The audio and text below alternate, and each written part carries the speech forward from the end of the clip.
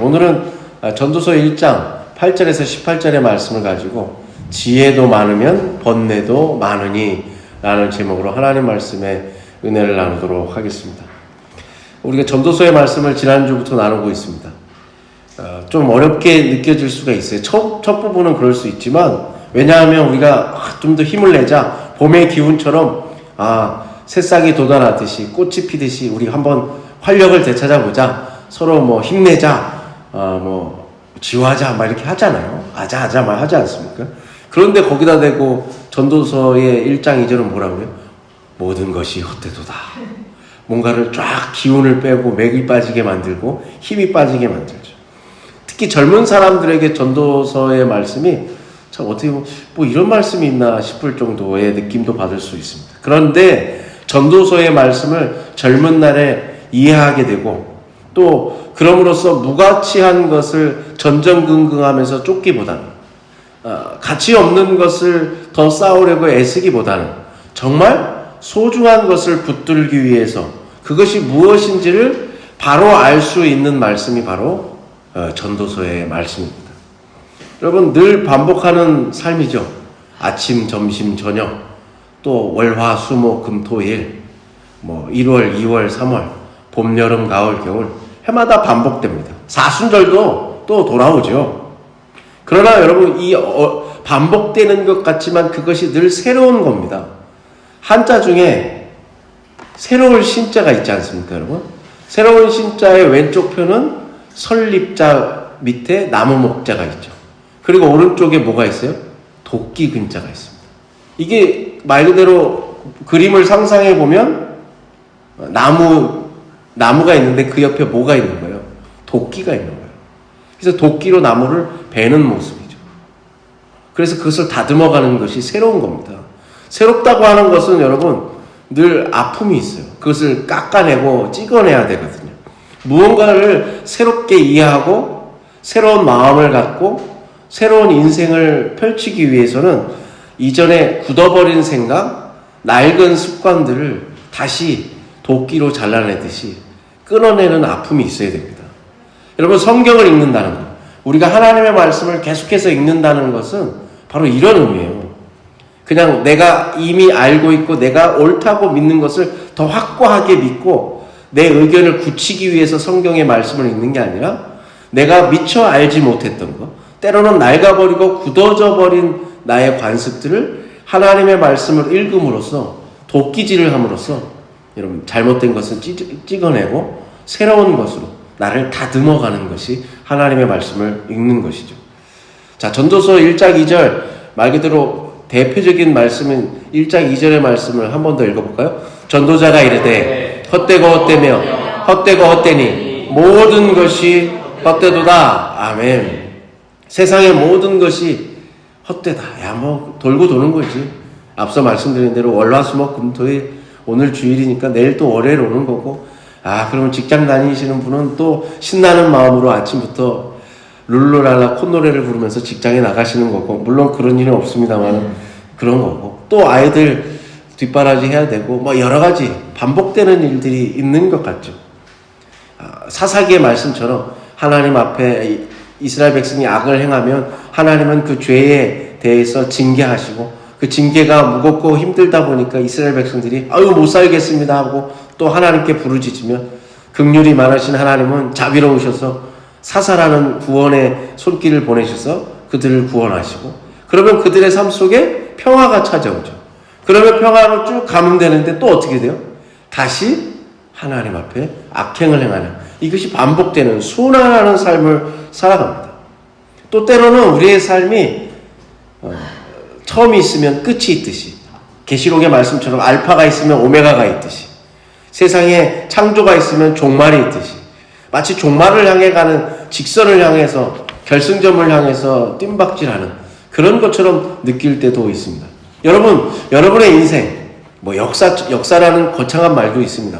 여러분이 생각하시기에 인생은 반복되는 것 같으세요? 아니면 종말이라고 하는, 끝이라고 하는 것을 향해서 계속 쭉 나가는 것 같으세요? 여러분 어떻게 생각이 드십니까? 순환하는 것처럼 느끼십니까? 아니면 종말을 향해서 경주하는, 직선을 향해서 나아가는 것처럼 느끼십니까? 여러분 둘 다죠. 제가 항상 여러분에게 질문을 하지만 여러분 저의 질문이 그렇죠. 둘 다죠. 반복되는 것 같지만 어디를 향해 가는 거예요? 끝을 향해서 가죠.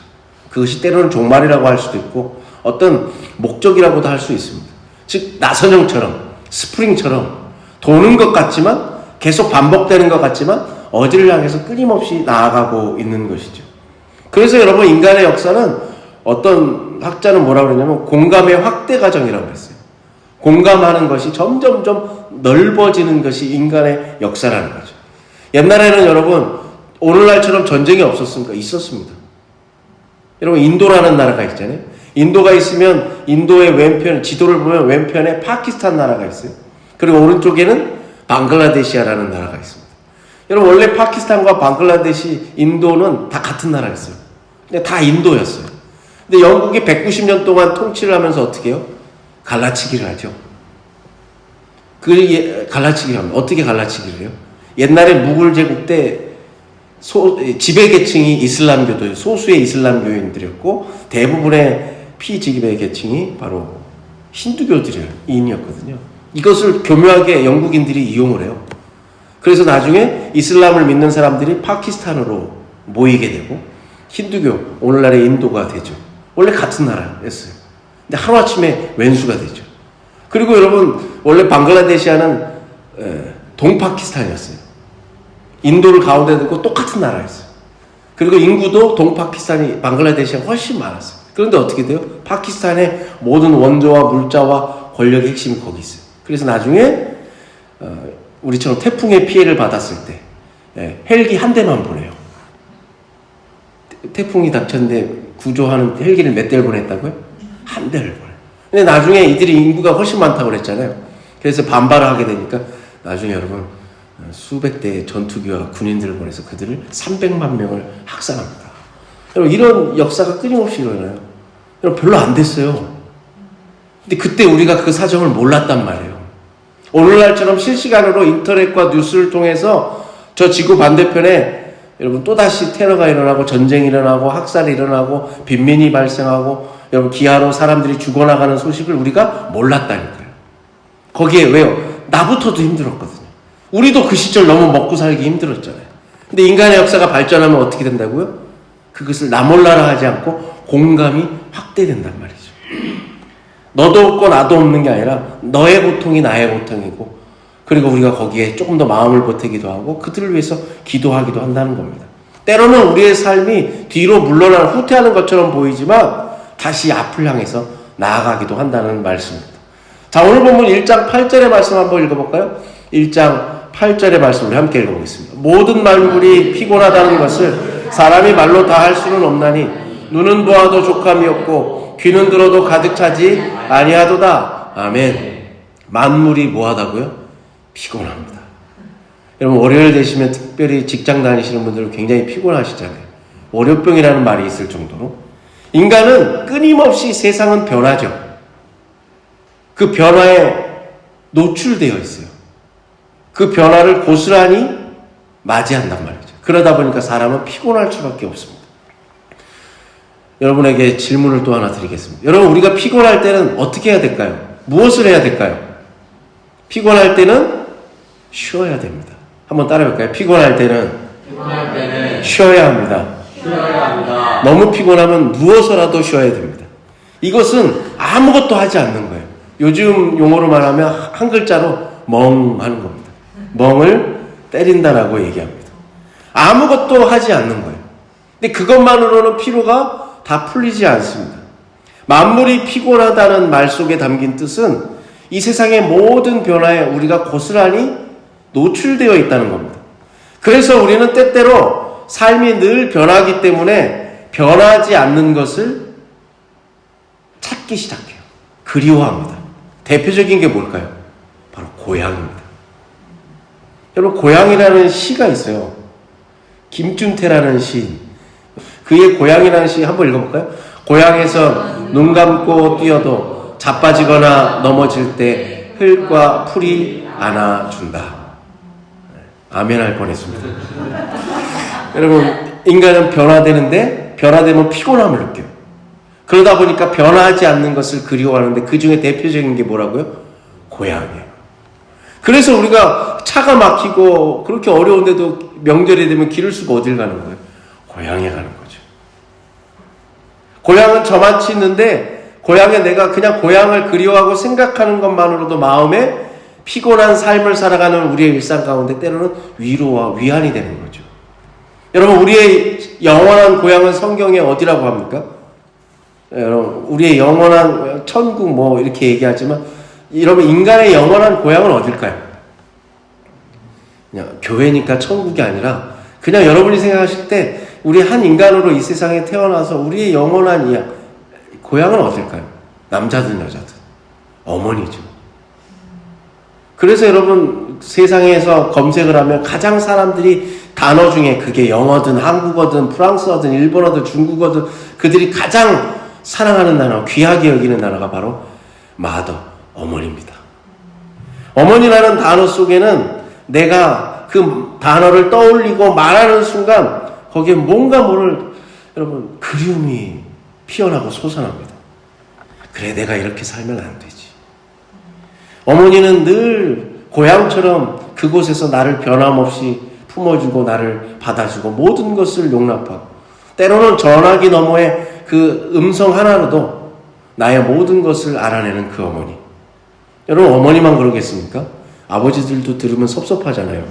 아버지들도 그렇죠. 여러분, 고향과 같이 우리는 늘 변화하는 인생 가운데 살기 때문에 피곤해요. 만물이 피곤하다는 것은 정말 우리의 삶이 피로에 쩔어서가 아니라 인간의 마음을 모든 것에 보니까 우리의 인생은 저 피어나는 나무의 꽃보다도 피곤해 보이더라는 거예요. 흐르는 강물에 비해서 너무 복잡하고 스트레스 받고 피곤하게 사는 거죠. 모든 것이 바뀌기 때문이죠. 여러분, 우리가 때로는 여름철에 계곡 가보시면 계곡에 발을 담그잖아요. 그러면 여러분, 그 흐르는 계곡물도 발을 담그는 순간 내가 그 자리에 가만히 앉아서 발을 담그는 것 같지만 실은 그 강물은 계속, 계곡물은 흐르고 있죠. 내가 발을 담근 그 물은 1초 전에 물하고 다른 물이에요. 물만 변하는 게 아니라 세상의 모든 것이 그렇게 흘러가고 변한다는 말씀이에요. 그 흐름 속에 우리는 있는 거예요. 사는 거예요. 발을 담그듯이 살아가고 있는 거예요. 근데 그것은 피곤한 일이 아니라 아름다운 일이라는 거예요. 왜요? 그렇게 흐르고 변화하는 것 때문에 우리의 인생에 무언가가 만들어지고 여러분 계속되기 때문이죠. 그러나 사람들은 그 흐름이 피곤하기 때문에 변하지 않는 고향, 어머니 이런 등등을 그리워한다는 말씀입니다. 사람에게는 5가지 감각이 있죠. 시각, 청각, 후각, 촉각, 미각이죠. 보는 거, 듣는 거, 맛보는 거, 냄새 맡는 거, 그리고 어떤 통증을 느끼는 거. 이런 오감입니다. 여러분, 이 본문에서, 그래서 오늘 본문에 보시면 그것을 8절의 말씀에 그 오각 중에 2가지를 얘기하는 거예요. 눈은 보아도 족함이 없고, 시각. 귀는 들어도 청각, 들어도 가득 차지 않는다. 오감이 다 만족이 안 된다는 거예요. 근데 우리는 그 감각을 가지고 있음으로써 만족하길 원해요. 나이가 들면 여러분 눈이 노안이 오기 시작하고 때로는 백내장, 녹내장이 끼면 옛날만큼 보이는 것이 선명하지 않아요. 그러면 어떻게 돼요? 불편함을 느끼죠. 우리는 여러분 가만히 보면 모든 걸 만족을 지향해요. 그런데 다 알죠. 만족함이 없어요. 아무리 우리가 애를 쓰고 수술을 하고 여러분 애를 써도 만족함은 없어요. 그런데 우리는 늘 만족을 지향합니다. 그만큼 인간은 뭔가에 부족한 거예요. 결핍을 느껴요. 그래서 뭔가 내가 부족하고 결핍된 것이 채워짐으로써 만족을 얻길 원합니다. 배가 고프면 먹고 싶어요. 내가 배고픈 상태라는 것은 여러분 내 안에 음식, 먹을 것이 결핍됐다는 거예요. 내가 누군가를 만나서 사랑을 합니다. 사랑하는 마음은 다른 말로 하면 그리움이에요. 스스로 만족하는 사람은 누군가를 그리워할 수 없습니다. 그리워할 수 없어요. 뭐가 부족함이 없는 거예요. 여러분 어떤 사람이 실패한 사람입니까? 누군가를 그리워하지 않는 사람이 실패한 인생이라고 할 수 있어요. 그리스 신화에 보면 나르시스라는 사람이 나오죠. 나르시스를 보고 숲속의 요정이 사랑에 빠집니다. 나르시스는 자기가 잘생긴 걸 알아요. 그래서 그의 하루 중에 일과가 뭐냐면 물에 비치는 자기의 잘생긴 얼굴을 이리 보고 저리 보고 하는 게 자기의 일과예요. 그래서 어느 날 그 숲속의 요정이 그 잘생긴 나르시스를 보고 사랑의 고백을 해요. 그런데 자기 얼굴에 잘생긴 내 얼굴을 보면서 거기에 푹 빠져있는 나르시스는 자기를 사랑한다는 그 요정의 고백을 듣는 둥 마는 둥이에요. 여러분, 이 요정이 너무나도 속상해서 목소리만 남기고 사라져버립니다. 그 요정의 이름이 뭐예요? 에코입니다. 에코가 뭐예요, 여러분? 메아리. 메아리, 우리 야호 하면 다시 들려오는 그 메아리 있잖아요. 메아리만 남는 거예요. 그 숲속의 요정이. 그래서 여러분, 자기가 누군가가 나를 사랑한다고 고백하는데도 그 사랑의 응답에 어떤 대답을 못한다는 것은 뭐예요? 내 자신에 사로잡힌 거예요. 부족함이 없는 사람이에요. 결국 나르시스는 여러분 신으로부터 벌을 받아요. 그 벌이 뭐예요? 하루 종일 물에 비친 자기의 얼굴을 쳐다보는 벌을 받아요. 그래서 앞서 말씀드린 대로 너무나 잘생긴 자기 얼굴에 탐닉하다가 결국 물에 빠져 죽습니다. 여러분, 그 나르시스가 죽은 곳에 피어난 꽃이 뭐예요? 수선화입니다. 수선화의 영어 이름이 나르시서스예요. 자기에 빠진 사람. 그게 수선화예요. 여러분, 인간은 누구에게나 결핍이 있어요. 모자람이 있어요. 부족함이 있어요. 내가 누군가를 그리워한다는 것은 여러분 나쁜 일이 아니에요. 나도 그런 인간이라는 거예요. 근데 그 결핍된 인간을 에로스라고 하거든요. 우린 에로스 하면 약간 그런 걸 생각하잖아요. 그게 아닙니다. 에로스는 결핍된 인간이 에로스예요. 결핍되었기 때문에 만족하기 위해서 무언가를 끊임없이 채워지기를 바라는 거죠.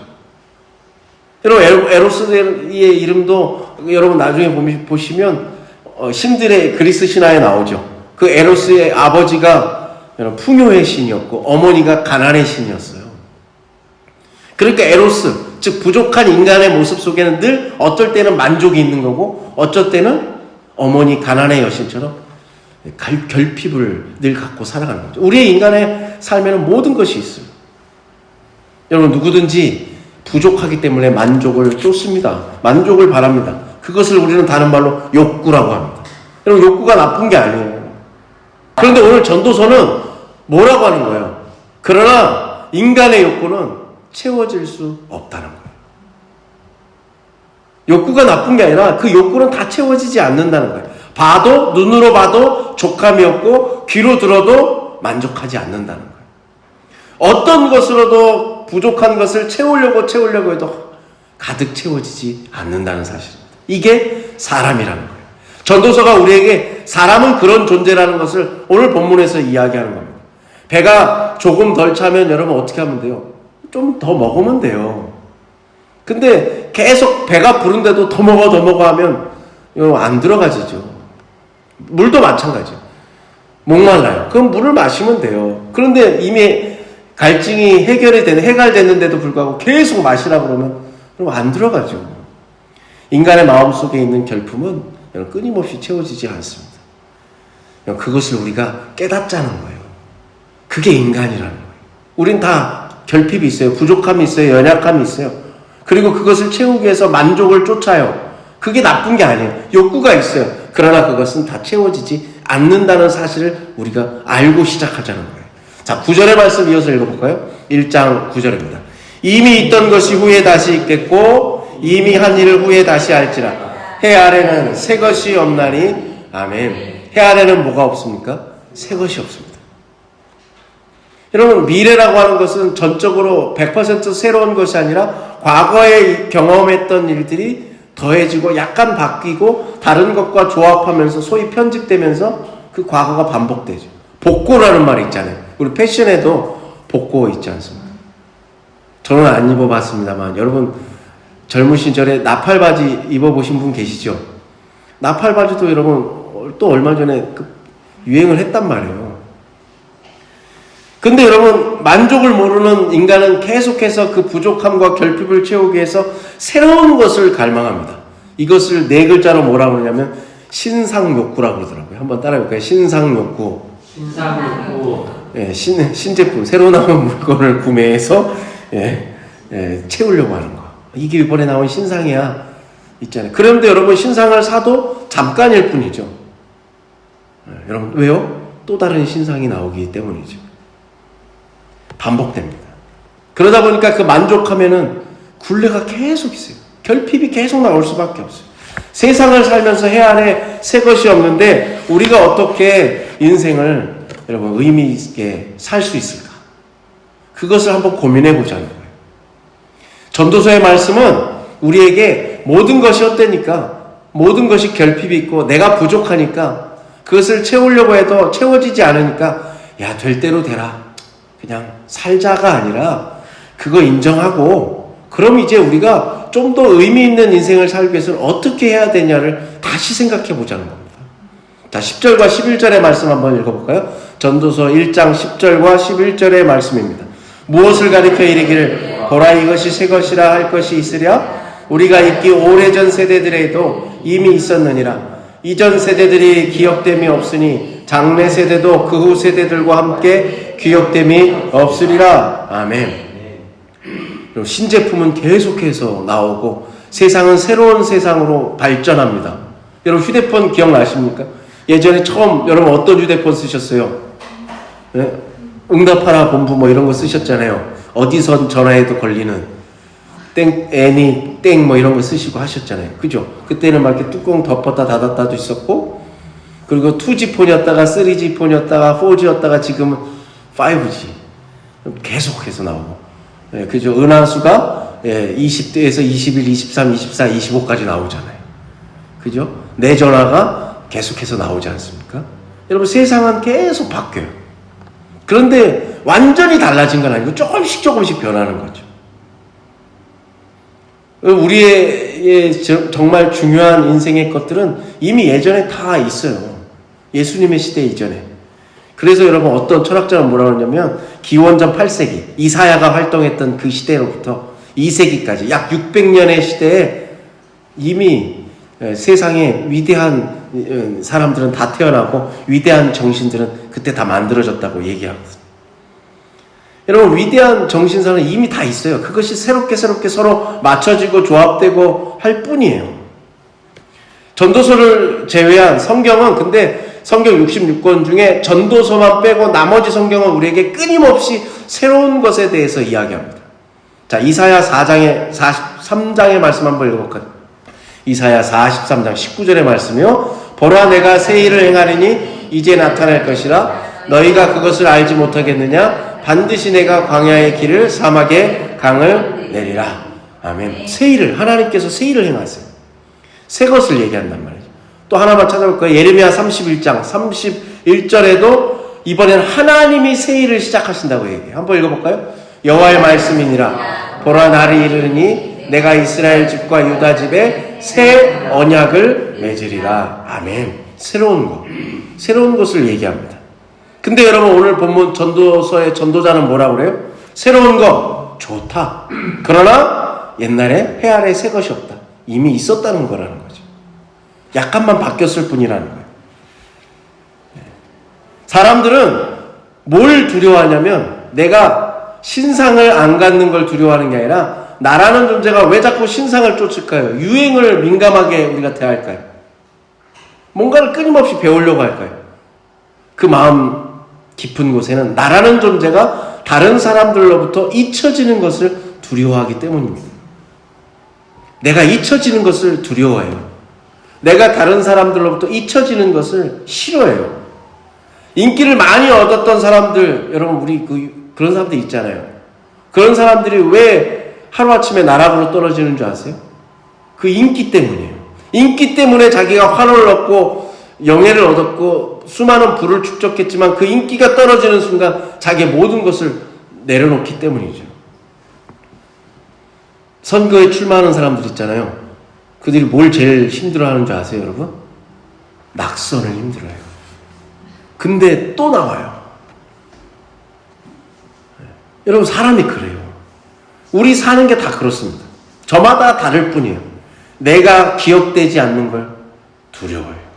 싫어합니다. 여러분 부부도 마찬가지죠. 가족도 마찬가지예요. 내가 기억되지 못한다는 것을 인정하자는 거예요. 알자는 거예요. 전도서의 말씀은 그걸 숨기고 모른 척하지 말자가 아니라 알자는 거예요. 새로운 상품을 사고 신상을 사고 유행에 민감하고 뭔가를 배움으로써 그것을 두려워하는 모습을 감추지 말고 있는 모습 그대로 내 자신을 성찰해 보자는 거예요. 그럼으로써 이 세상이 나라는 사람을 중심으로 돌아가지 않고 내가 우주의 중심이 아니라는 것을 깨닫자는 거예요. 거기서부터 다시 인생을 살아보자는 얘기입니다. 여러분, 불안한 사람들 있잖아요. 불안한 사람들은 어때요? 시간이 멈춰줬으면 좋겠어요.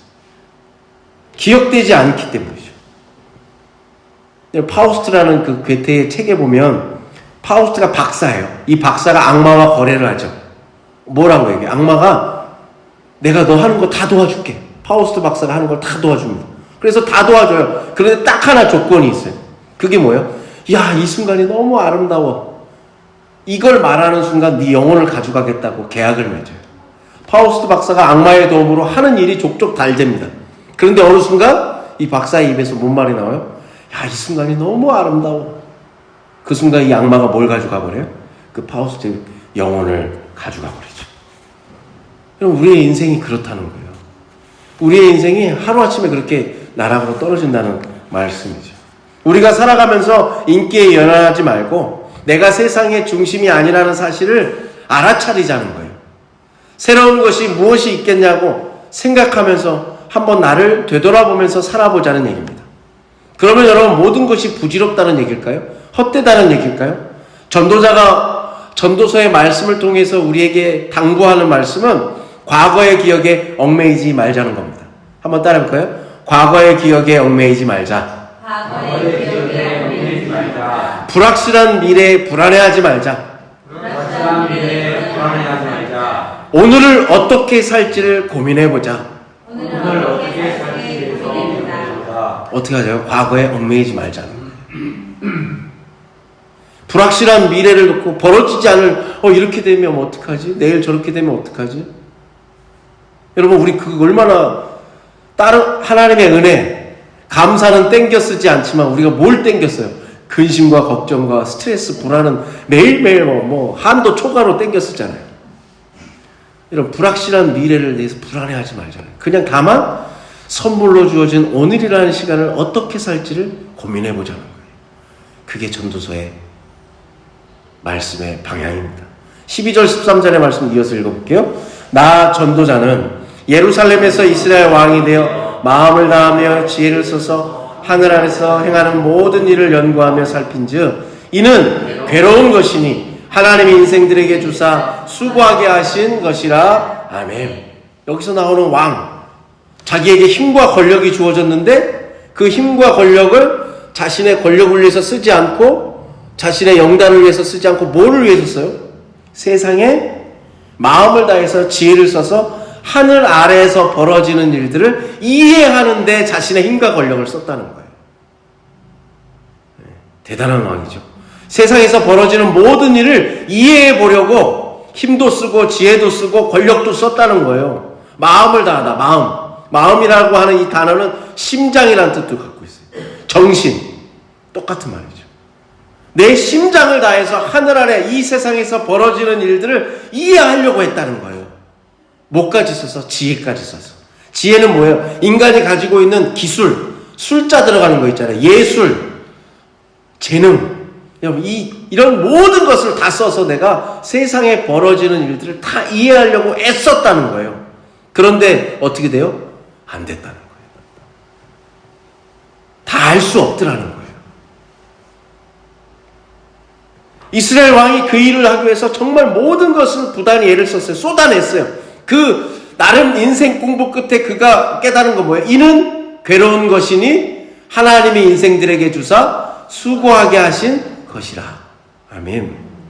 알 수 없기 때문에, 세상에서 벌어지는 일들을 이해하고 알 수 없기 때문에 괴롭다는 거예요. 노력은 하지만 다 이해할 수 없어요. 여러분, 저 인간이 왜 저러나 이해가 안 돼요. 여러분, 가족도 이해가 안 되는 거예요. 누가 이해할 수 있겠어요? 가족도 모르는데 여러분 어떻게 이해를 해요? 노력은 하지만 근데 뭐 하자는 거예요? 깨닫자는 거예요. 이걸 깨닫자는 거예요. 한계가 있다는 걸 깨닫자는 거예요. 해 아래 새 것이 없다는 걸 깨닫자는 거예요. 우리가 결핍해서 만족을 추구하고 그러기 위해서 부단히 애를 쓰지만 내 인생에 채워지지 않는다는 것을 알자는 거예요. 하나님이 하시는 일을 내가 다 알 수 없다는 것을 인정하자는 거예요. 내가 아무리 기도를 많이 해도, 아무리 교회를 오래 다녀도, 성경 말씀을 매 수십 독을 해도 하나님이 하시는 일을 내가 다 알 수 없다는 거예요. 그래서 여러분, 제가 여러 번에 걸쳐서 말씀드리지만 세상에서 제일 무서운 사람이 뭐예요? 성경책 한 권만 읽은 사람이에요. 그리고 자신의 하나님에 대한 신앙의 체험이 있잖아요. 저마다의 체험이 있단 말이에요. 그 체험이 진짜고 나머지는 아니라고 해요. 그리고 나는 하나님의 뜻을 다 안다고 얘기하는 사람이 제일 무서운 거예요. 대화가 안 돼요. 그런 사람은 어떻게 하시면 돼요? 돌아가시면 됩니다. 가까이 하지 않으시면 됩니다. 가까이 하면 할수록 누가 다쳐요? 내가 다쳐. 14절과 15절의 말씀도 이어서 읽어볼게요. 내가 해 아래서 행하는 모든 일을 보았노라. 보라, 모두 다 헛되어 바람을 잡으려는 것이로다. 구부러진 것도 곧게 할 수 없고 모자란 것도 셀 수 없도다. 아멘. 세상에는 제 아무리 유능해도 내가 내 힘으로 바꿀 수 없는 게 있다는 거예요. 존재하지 않는 것을 내가 무슨 과학기술을 통해서 뭐 자본을 통해서 존재하는 것처럼 만들어낼 수 없다는 거예요. 내 능력이 안 된다는 거예요. 여러분, 예를 들어서 여러분, 그 사람 안에 아름다운, 사람마다 그 아름다운 면들이 있잖아요. 가능성이 있잖아요. 근데 그 가능성이 원래 저 사람한테 없는데 내가 아무리 응원하고 불러내고 막 축복해도 그 사람 안에 그 아름다움의 가능성이 없으면 그 사람 밖으로 안 나온다는 거예요. 교육은 안에 있는 걸 끄집어내는 걸 교육이라고 말씀드렸잖아요. 그 사람 안에 그런 선한 능력과 의지가 없는데 내가 아무리 옆에서 얘기해도 그것은 밖으로 나오지 않아요. 인간이 할 수 있는 일은 별로 없다는 거예요. 그걸 알자는 거예요. 내가 지혜와 권능을 통해서 자각하니까 나는 그냥 내 힘으로 하는 게 아니라 하나님의 은혜로 그것을 조금 깨달을 뿐이라는 거예요. 하나님의 창조의 신비를, 여러분, 이 세상의 만물이 돌아가는 것을 통해서 일부를 아는 것 뿐이라는 거예요. 내가 창조주 하나님이 아니라는 거예요. 내가 이 세상을 움켜쥐는 사람이 아니라는 거예요. 내가 이 세상의 중심이 아니라는 거예요. 전도자는 바꿔서 얘기해요. 세상의 중심은 누구라는 거예요? 하나님이라는 거예요. 세상을 창조하신 분은 누구라는 거예요? 하나님이라는 거예요. 그래서 맨 마지막 전도서 12장에 가면 청년들 꼭 집어서 얘기하잖아요. 왜요? 이제 막 세상에 대해서 꿈을 꾸고 인생을 펼치고 여러분 많은 것을 배워서 뭔가 해볼 만한 에너지로 가득 찬 그 청년들에게 뭐라고 그래요? 청년의 때에 뭘 기억하라? 너의 창조주 하나님을 기억하라. 네가 세상의 중심이 아니라는 걸, 네가 창조주가 아니라는 것을 깨달으라는 거예요. 여러분, 사랑하는 성도 여러분, 지혜는 여러분 구부러진 게 있으면 그걸 막 피려고 애쓰지 말고, 왜 구부러진지 모르지만 구부러진 것 자체를 인정하자는 거예요. 구부러진 채로 우리가 무엇을 할 수 있는가를 생각해 보자는 거예요. 근데 내 힘으로 안 펴지는 걸 붙들고 막 끙끙대잖아요, 우리는. 그거 하지 말자는 거예요. 네, 굽어졌을지라도 때로는 내 인생에 내 힘으로 어쩔 수 없는 것이라도 일단 받아들이고, 지금 오늘이라는 시간 속에서 지금 여기에서 우리가 무엇을 어떻게 할지를 고민해 보는 것이 훨씬 더 우리에게 유익하다는 말씀입니다. 거기에 집중하는 게 지혜롭다는 말씀입니다. 자, 16절 17절 읽어보겠습니다. 내가 내 마음속으로 말하여 이르기를, 보라, 내가 크게 되고 지혜를 더 많이 얻었으므로 나보다 먼저 예루살렘에 있던 모든 사람들보다 낫다 하였나니 내 마음이 지혜와 지식을 많이 만나 보았음이로다. 내가 다시 지혜를 알고자 하며 미친 것들과 미련한 것들을 알고자 하여 마음을 썼으나 이것도 바람을 잡으려는 것인 줄을 깨달았도다. 아멘. 세상에 있는 모든 지식과 지혜를 깨달았어요. 예를 들어서 솔로몬처럼, 아니면 유명한 철학자 아리스토텔레스처럼. 여러분, 아리스토텔레스가 알렉산더 대왕의 스승입니다. 그래서 알렉산더 대왕이 어려울 때마다 아리스토텔레스를 찾아요. 그래서 그로부터 가르침을 받죠. 그리고 새로운 땅을 정복할 때마다 새로운 것을 발견하면 누구한테 가장 먼저 그것을 갖다 주냐면 자기의 스승 아리스토텔레스에게 갖다 줘요. 여러분 그랬는데 그 유명한 사람들도 다 모른다는 거예요. 심지어 전도자는 뭐라고 그래요? 내가 세상에 미친 것, 미련한 것들도 알고자 했다는 거예요. 이걸 이해해 보려고 했다는 거예요. 미친 게 뭐예요? 우리 잘 아는 거죠. 저 미친 짓이네. 어떤 인간의 광기, 망상, 그것조차도 내가 내 지식과 지혜로 이해해 보려고 애썼다는 거예요. 미련한 거. 내 힘은 도저히, 사람이 어떻게 저럴 수 있어? 이해가 안 되는 말과 행동들이 있잖아요. 벌어지는 일들이 있잖아요. 그것도 내가 이해해 보려고 내 지식과 지혜를 동원했다는 거예요. 그러나 그게 다 뭐밖에 안 되는 거예요? 바람을 잡으려는 어리석은 짓이었다는 거예요. 결국 내가 미친 것도 미련한 것도 알 수 없다는 것을 내가 알고, 더 중요한 거, 이 세상에 내가 아는 것보다 모르는 것이 더 많더라는 것이죠. 자, 오늘 보면 마지막 18절의 말씀 읽어볼까요? 지혜가 많으면 번뇌도 많으니 지식을 더하는 자는 근심을 더하느니라. 아멘. 전도서의 말씀 중에 우리 공부하는 학생들이 좋아하는 말씀 중에 하나가 이런 말씀이에요. 이런 말씀이에요. 책을 많이 보면 피곤한다는 둥. 지식에 대해서. 여러분 잠언은 계속해서 지혜를 찾으라고 그러죠. 근데 오늘 전도자는 뭐라고 그래요? 그 지식과 지혜가 우리를 피곤하게 만든다는 거예요. 여러분 사사건건 따지는 시시비비가 아닌 사람들 있잖아요. 세상에 그런 일이 얼마나 많아요. 누가 죽었는데 언제부터 사귀었냐는 둥, 사진을 공개하고. 여러분 거기에 왜 우리가 그거 해야 됩니까? 누가 어떤 일을 벌이고 어떤 사람이 뭔 말을 하고. 참 어려운 일이죠. 세상을 다 이해하려고 하지 말라는 거예요.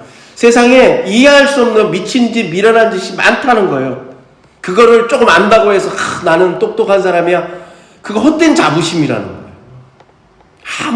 아무 내 인생에 도움이 안 되고 다른 사람에게 선한 영향력을 끼치지 못한다는 거죠. 세상에 이해할 수 없지만 또 이해할 수 없는 것들이 있다는 거예요. 진짜 지혜는 뭐예요? 그런 사실을 인정하고 나라는 존재에 한계가 있음을 받아들이고 내가 모를 수 있고 깨닫지 못하고 못할 수 있다는 것을 아는 것으로부터 진짜 지혜가 시작된다는 말씀입니다. 사랑하는 성도 여러분, 전도서의 말씀 처음 부분이 어쩌면 좀 어려울 수 있어요.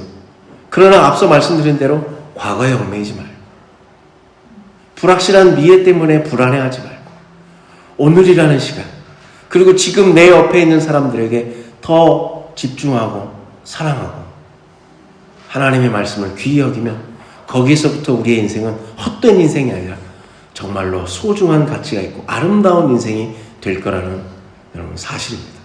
저는 여러분들이 아름답게 사시기를 간절히 축복합니다. 우리 옆에 분들하고 마지막으로 한 번 더 축복해 볼까요? 아름답게 사시기를 축복합니다. 우리 기도하겠습니다. 하나님,